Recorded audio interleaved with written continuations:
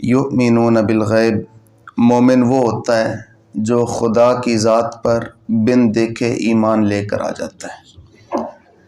یعنی مومن وہ ہے جو اللہ تعالیٰ کی ذات پر بغیر دیکھے ایمان رکھے، خدا کے نام پر اپنی جان کو نچھاور کرنے کے لیے ہر لمحہ تیار رہے،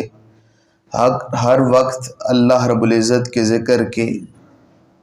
اور اللہ تعالیٰ کے ذکر کو بلند و بالا رکھنے کے لیے مستعد رہے۔ پھر فرمایا وَيُقِيمُونَ الصَّلَاةَ، مومن خالی غیب پر ایمان نہیں رکھتا بلکہ نماز کو قائم کرنے والا ہوتا ہے، نماز کی پابندی کرتا ہے۔ وَمِمَّا رَزَقْنَاهُمْ يُنْفِقُونَ، فرمایا مومن خالی نماز کی پابندی نہیں کرتا بلکہ جو مال اللہ تعالیٰ نے اسے دیا ہوتا ہے وہ اس میں سے راہ خدا میں خرچ کرنے والا ہوتا ہے۔ نبی دو عالم صلی اللہ علیہ وسلم کے صحابی حضرت عبداللہ ابن عباس رضی اللہ تعالیٰ عنہ، آپ کا جوان بیٹا جس سے آپ بڑی محبت کرتے تھے وہ دنیا سے فوت ہو گئے، تو جب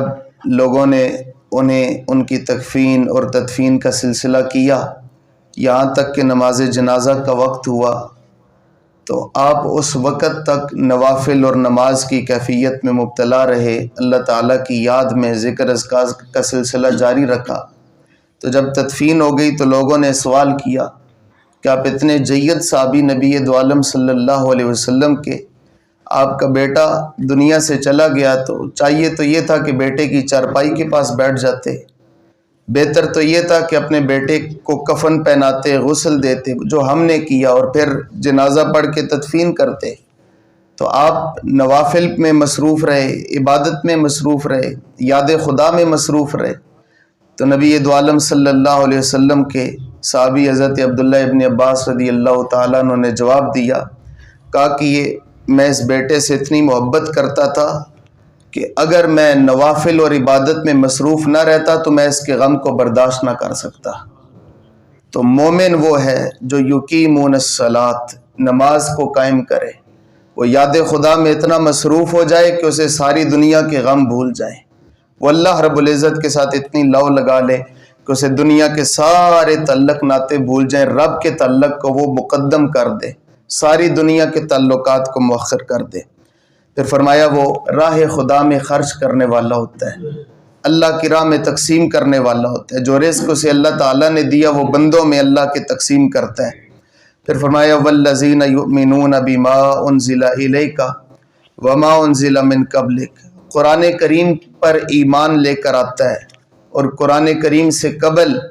جو جتنی صحیفے اور جتنی کتابیں اللہ تعالیٰ نے اپنے انبیاء پر نازل کی ہیں ان تمام کتابوں پر ایمان لے کر آتا ہے۔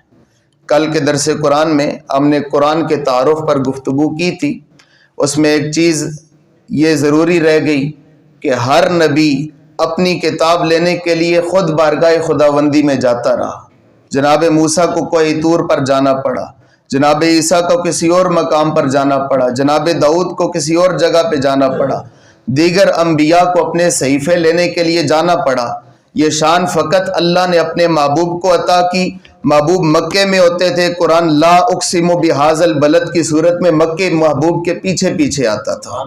محبوب اہل بیت میں ہوتے تھے، قرآن انما یرید اللہ لیذھب عنکم الرجس اہل البیت کی صورت میں اہل بیت کے پیچھے آ رہا ہوتا تھا۔ محبوب پیاروں میں ہوتے تھے، اپنے یاروں میں ہوتے تھے، ابو بکر و عمر عثمان و علی کے اندر ہوتے تھے۔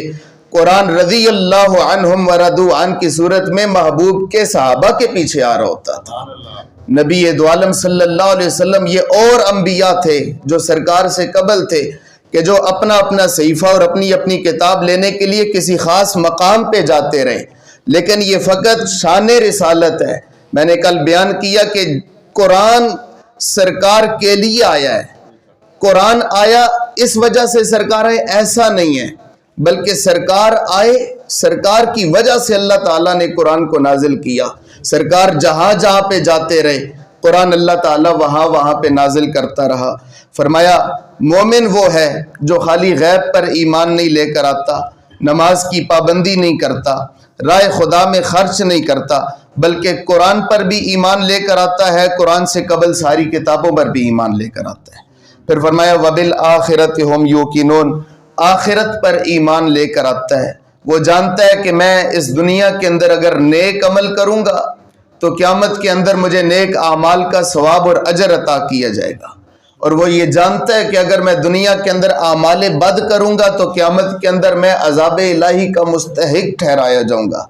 پھر فرمایا جب یہ بندہ ان نشانیوں پر عمل کر لیتا ہے، اللہ اسے شان کیا عطا کرتا ہے، اولئک علی ھدی من ربہم واولئک ھم المفلحون۔ فرمایا جو ان نشانیوں پر عمل کر لیتا ہے یہی اللہ تعالیٰ کی طرف سے ہدایت یافتہ ہوتا ہے، اور قیامت کے اندر اللہ تعالیٰ اسے ہی کامیاب فرماتا ہے۔